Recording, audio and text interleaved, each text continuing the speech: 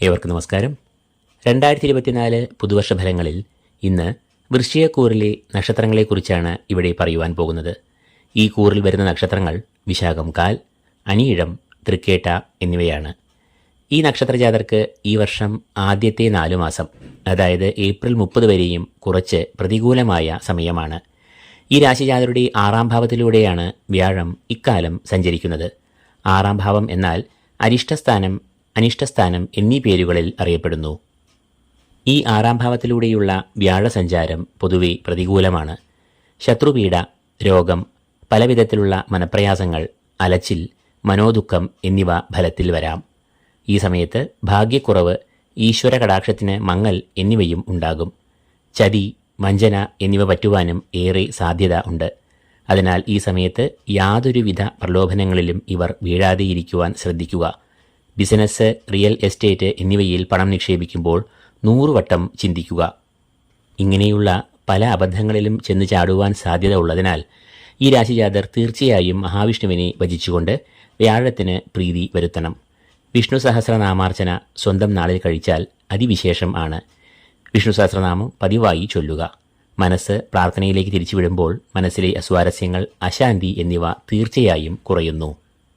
എന്നാൽ മെയ് 1 മുതൽ വ്യാഴത്തിൻ്റെ ദുരിതം ഇവർക്ക് നീങ്ങി തുടങ്ങും. കാരണം മെയ് 1 വ്യാഴം തൻ്റെ രാശി മാറുകയാണ്. 6ാം ഭാവത്തിൽ നിന്നും 7ാം ഭാവമായ ഇടവത്തിലേക്ക് വ്യാഴം രാശിമാറ്റം നടത്തുമ്പോൾ സകല പ്രതിസന്ധികളും ഓരോന്നായി ഒഴിഞ്ഞ് കുടുംബത്തിൽ സമാധാനം, സൗഖ്യം, സന്താനക്ഷേമം, ജീവിതത്തിൽ ആകെ പുരോഗതി, ഔദ്യോഗിക രംഗത്ത് ഉയർച്ച എന്നിവ കൈവരും.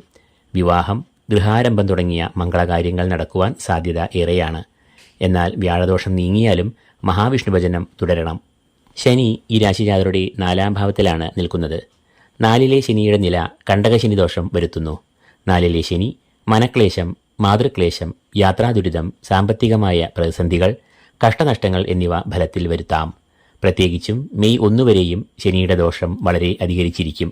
കാരണം അന്ന് വരെ വ്യാഴവും ഇവർക്ക് പിഴച്ചു നിൽക്കുന്നതിനാൽ ഈശ്വരാധീനം നന്നേ കുറയും. എന്നാൽ മെയ് 1 മുതൽ വ്യാഴം പ്രീതനാകുമ്പോൾ ഈശ്വര കടാക്ഷം കൈവരുന്നു. അപ്പോൾ വ്യാഴത്തിൻ്റെ പ്രഭാവത്തിൽ ശനിയുടെ ദുരിതങ്ങൾ നന്നേ കുറഞ്ഞു പോകും. എങ്കിലും കണ്ടകശനി ദോഷ ദുരിതങ്ങൾ മാറുവാൻ ശനീശ്വരൻ്റെ മൂലമന്ത്രമായ ഓം ശനൈശ്വരായ നമ എന്ന മൂലമന്ത്രം നിത്യേന ചൊല്ലുക. ശനിയാഴ്ച ദിവസങ്ങളിൽ ശാസ്താവിനെ ഭജിക്കുക.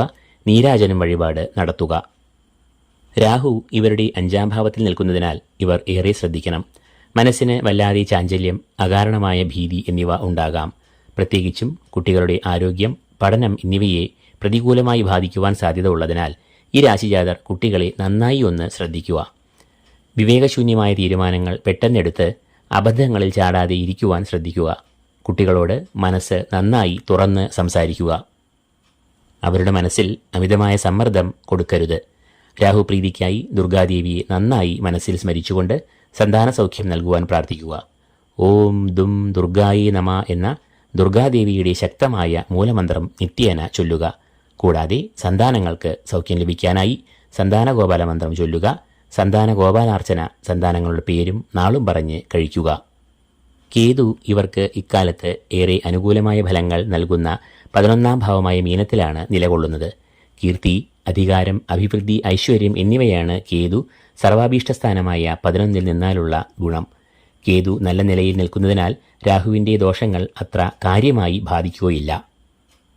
എങ്കിലും ഈ നക്ഷത്രജാതർ പുതുവർഷത്തിൻ്റെ ആദ്യ 4 മാസം ഏറ്റവും കൂടുതൽ ജാഗ്രത പുലർത്തേണ്ടതും അതിനനുസരിച്ച് ജീവിതം നയിക്കേണ്ടതും അത്യാവശ്യമാണ്. അതിനുശേഷം സർവീശ്വരകാരകനായ വ്യാഴം നിങ്ങളുടെ രക്ഷയ്ക്കെത്തുമ്പോൾ ജീവിതയാത്ര സുഗമം ആകുന്നു.